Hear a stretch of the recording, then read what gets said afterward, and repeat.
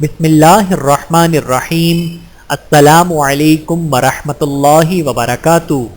عورتوں کے حقوق اسی دن طے ہو گئے تھے جس دن سورۃ النساء اور سورۃ النور نازل ہوئی تھیں۔ خواتین مارچ، مردار تہذیب کی دستک۔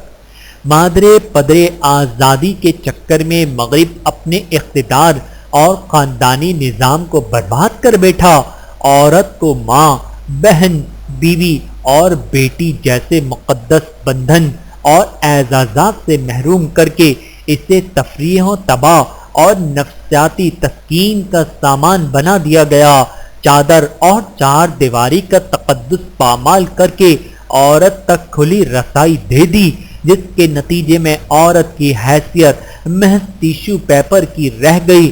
پھر مغرب میں نہ ماں باپ کا تقدس باقی رہا، نہ بہن بھائی کے درمیان انس و محبت کا رشتہ رہا، اور نہ میاں بیوی میں جیون بھر کا ساتھ نبھانے کا پرخلوص جذبہ رہا۔ اب جب کہ مغربی دانشور اپنی تہذیب اور خاندانی اقتدار کی تباہی کے نوحے سنا رہے ہیں، تو ہمارے ملک میں ایک مخصوص طبقہ خواتین کی آزادی کے پرفریب نعرے کی آڑ میں مغربی اقتدار، مادر پدر آزادی اور مغرب کی مردار تہذیب کو مسلم معاشرے پر مسلط کرنے کی کوشش کر رہا ہے۔ اللہ تعالی ہم سب کو سمجھنے کی اور عمل کرنے کی توفیق عطا فرمائے۔ آمین ثم آمین۔